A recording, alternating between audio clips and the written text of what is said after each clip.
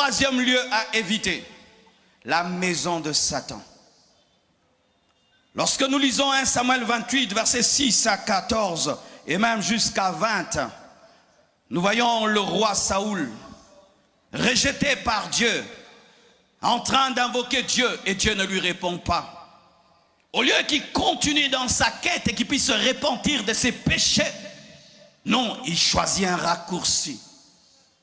Allez me chercher une femme qui invoque les esprits de mort.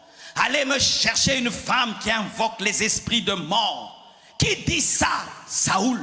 Saoul qui a fait tuer toutes les femmes qui invoquaient les esprits de mort. Lui-même va chercher une femme qui invoque ces mêmes esprits. Il se déguise pour qu'on ne sache pas que c'est lui. Et il va vers cette femme, il entre dans la maison de Satan. Il entre dans la maison d'une femme remplie des démons. Il entre dans la maison d'un féticheur. Il entre dans la maison d'une femme occultiste démoniaque qui travaille avec les pouvoirs démoniaques parce qu'il a un problème. Parce qu'il a un problème, il pense que cela lui donne le droit d'entrer dans la maison de Satan pour avoir une solution. Et lorsqu'il entre dans cette maison déguisé, parce qu'il ne voulait pas que cette femme sache que c'est lui, parce que lui-même avait dit de tuer ce genre de femme. Et cette femme lui dit, que veux-tu? Et il dit, fais-moi remonter Samuel. Samuel est le prophète qui avait oint Saoul pour qu'il devienne roi. Et ce prophète avait connu un temps de maladie et puis avait fini par mourir. Et Saoul n'avait pas d'intimité personnelle avec Dieu et était dépendant de Samuel. C'est le genre d'homme qu'on a aujourd'hui. Des gens qui n'écoutent pas Dieu par eux-mêmes, il faut toujours un prophète. Des gens qui courent derrière les prophètes, regarde-moi, tu vois quoi? Tu vois quoi? Tu vois quoi? Si tu es un chrétien, tu n'es pas normal, tu es malade. Le jour que Samuel va mourir, tu iras chercher les démons. Est-ce que vous êtes capable d'écouter Dieu par vous-même? Est-ce que vous êtes capable vous-même de recevoir des révélations de la part de Dieu? Ou vous êtes dépendant de vos pasteurs, dépendant de vos prophètes? Et certains, vous vous promenez dans toutes les églises de Port-au-Prince pour chercher la parole de Dieu. Vous êtes des Saoul. Des Saoul. Les Saoul n'entendent jamais Dieu par eux-mêmes. Nous sommes au temps du Saint-Esprit dans le Nouveau Testament où tous nous sommes des prophètes, mais vous cherchez des prophètes. Dans le Nouveau Testament, on ne cherche pas les prophètes, mais c'est le prophète qui te cherche. Mais vous continuez à chercher des prophètes alors que vous avez l'esprit que le prophète a. Chers prophètes, si vous êtes ici, dites la vérité aux fidèles. Dites-leur qu'ils ont le même Saint-Esprit que vous. Dites-leur la vérité que vous ne voyez pas tout le temps. Dites-leur la vérité que vous ne connaissez pas tout. Dites-leur la vérité que des fois, Dieu ne vous parle pas. Dites-leur la vérité. Tu peux me voir aujourd'hui, je te regarde, je te donne une prophétie. Demain, tu viens, je n'ai pas de prophétie. Tu peux venir me voir pour 10 problèmes. J'ai la révélation pour 2. Les autres, je n'ai pas. Je n'ai pas. Je n'ai pas. Je n'ai pas. Je n'ai pas. Je ne veux pas inventer une prophétie pour toi. Je n'ai pas. Mais le Saint-Esprit a toujours. Le Saint-Esprit maîtrise toutes choses. Le Saint-Esprit parle en tout moment. Et il est en toi. Lorsque tu deviens chrétien, tu as l'esprit de prophétie. Et on ne donne pas l'argent pour recevoir une prophétie. On n'achète pas la prophétie. Tu vas dans un endroit, on te dit de donner l'offrande pour recevoir une prophétie. Fuis, quitte cette église. Quitte cette église. Ce n'est pas l'église de Dieu, c'est l'église du diable. C'est l'église de maman. C'est la cupidité. C'est la cupidité.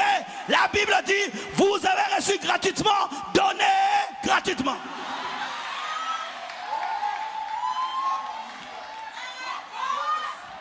Prophète, toi qui vends les prophéties, je te pose cette question, tu as acheté à combien?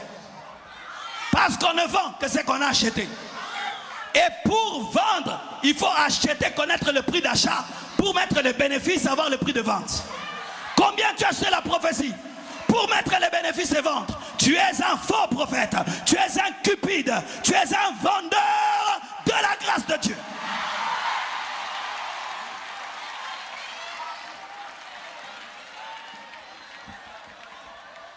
c'est dommage. Aujourd'hui, vous avez des béquilles. Vous écoutez Dieu par les hommes et pas par vous-même. Au lieu de prier 3 heures du temps jusqu'à ce que Dieu te parle. Non, tu causes toute la journée et le pasteur me dira, je te dirai rien. Je te dirai rien, je te dirai rien. J'ai rien à te dire. Voici ta prophétie, va prier. Dieu a dit quoi? Dieu a dit va prier. Dieu a dit va le chercher. Dieu a dit répands-toi, va le chercher. Dieu a dit tu es idolâtre, tu es bébé spirituel et tu as des biberons spirituels et des couches spirituelles. Comment malgré toutes les années que tu as dans le Seigneur, tu es incapable d'écouter Dieu?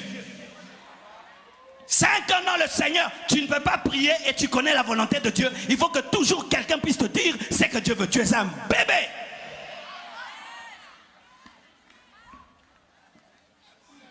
Saoul était roi, mais un bébé sur le trône. Un bébé, mais sur le trône. Bébé, mais sur le trône. Béni, mais bébé. Âgé, mais bébé. Bébé sur le trône. Bébé, roi.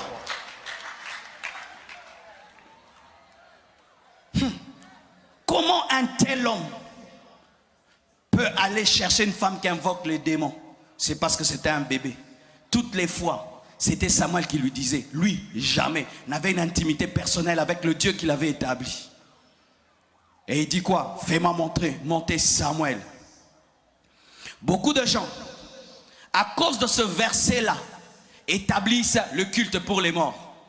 Ils disent, tu vois, on peut invoquer les morts et les morts se manifestent parce que lorsqu'on a invoqué Samuel, ce n'était pas un démon qui était monté, c'était le véritable Samuel. Le serviteur de Dieu est revenu de la mort et il a parlé. C'est une exception qui confirme la règle. Qu'il ne faut pas invoquer les morts. Pourquoi? Lorsque Samuel est venu, il a dit quoi? Pourquoi tu as dérangé mon repos? Donc c'était interdit. Et quand il est venu, il les avait bénis. Il a maudit Saoul. Il a dit, toi et ton fils aujourd'hui, vous allez me rejoindre. Pour dire quoi? Il ne faut pas déranger les morts. Arrêtez de déranger les morts. Arrêtez de parler aux morts. Arrêtez de parler à vos parents qui sont morts. Arrêtez de parler à vos parents qui sont morts. Arrêtez d'aller au cimetière où vous parlez aux morts. C'est démoniaque, c'est démoniaque, c'est démoniaque, c'est démoniaque, c'est démoniaque, c'est démoniaque. On ne parle pas aux morts, on ne parle pas aux parents qui sont morts. Même quand vous enterrez un mort, ne dites rien. Dites seulement, Seigneur, tu as donné, Seigneur, tu as repris. Mais ne dites pas, papa, là où tu vas, souviens-toi de nous, hein? Papa, vraiment protège-nous. Ce n'est pas la parole, il ne va pas te protéger. On ne prie pas les morts. On ne prie pas même un mort qui était saint, qui craignait Dieu. On ne prie pas Paul. On ne prie pas Marie. On ne prie pas Jean.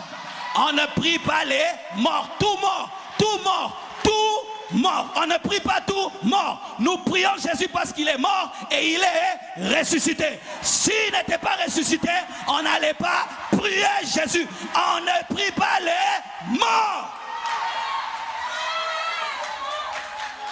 On ne prie pas les morts. Si Jésus était toujours dans le tombeau, je n'allais pas le prier. Mais je prie parce que le premier jour est passé, le deuxième jour est passé, le troisième jour, il est sorti vivant du tombeau. Et il se tient à la droite de Dieu le Père. Et il intercède pour moi. Alléluia. Ne parlez pas à vos parents. Même si des fois tu rêves de ton père. Car l'Esprit de Dieu me dit cela. Il y a certains, vous rêvez de vos parents qui sont morts. Vous rêvez de vos mères qui sont mortes. Et vous avez développé une doctrine. Papa me protège. Papa veille sur moi. Certains même vous allez devant leur tombeau. Vous plantez des fleurs. Et puis vous pleurez. Vous pleurez. D'autres vous amenez même la nourriture. La nourriture. La nourriture au cimetière. La nourriture. Pour manger avec qui? Oh, c'est notre culture. Oui, une mauvaise culture. Une mauvaise culture. Une culture démoniaque, satanique. Jetez ces cultures. Jetez ça. Jetez ces cultures-là.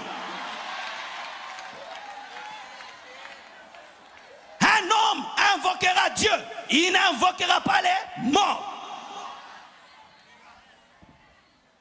Et il invoque Samuel.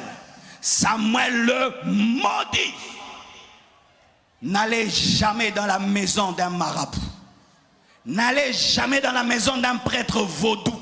N'allez jamais, jamais dans une maison où on invoque les puissances sataniques démoniaques. Ne mettez jamais vos pieds. Pourquoi? Ça ouvre la porte aux démons.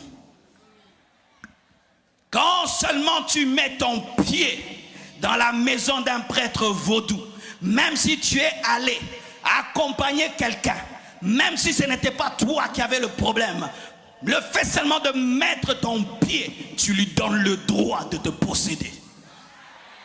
Et certains ici, vous avez été possédés à cause de cela.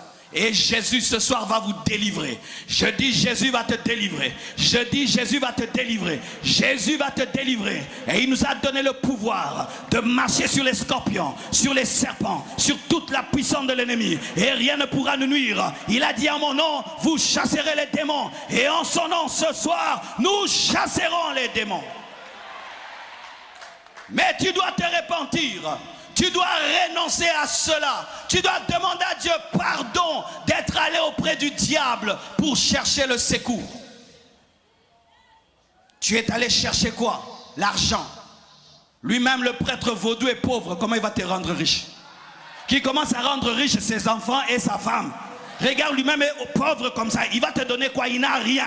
Mais la Bible nous dit, concernant Jésus, du riche qu'il est, il s'est appauvri. Parce qu'il est déjà riche, il peut s'appauvrir. Mais le prêtre vaudou est pauvre. Il va s'appauvrir comment? Répentez-vous. Vous qui avez des amulettes sous les aisselles. Vous avez des fétiches dans vos maisons. Vous avez des choses, vous invoquez Satan. On t'a donné cela pour ta protection. Un démon ne peut pas te protéger. Un démon ne peut pas te protéger. Car le diable ne vient que pour détruire, voler et tuer.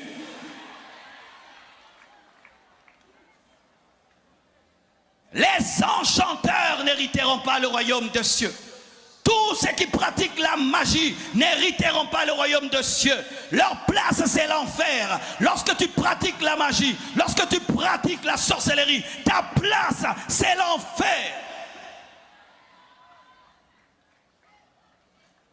Des esprits impurs sont entrés en toi. Et tu dis, qu'est-ce que j'ai fait? Mais tu es allé visiter Satan dans sa maison. Tu es allé à l'ambassade du diable et il a le droit légal de te posséder. Depuis que tu es entré là-bas, tu es devenu stérile. Depuis que tu es entré là-bas, tu es devenu malade. Parce que qu'est-ce que les démons font en soi? Et qu'est-ce que les serviteurs du diable font en soi? Ils déplacent les problèmes. Tu viens avec un problème de maux de tête. Il enlève le mot de tête, il te donne un mot des jambes. Tu viens avec un problème de stérilité. Il ouvre tes entrailles. Mais il ferme tes finances. Il te donne une chose, il va te prendre 10 choses. Il te donne 2 choses, il va te prendre 10 000 choses. Aujourd'hui, répentez-vous de cela. N'allez plus dans la maison de Satan.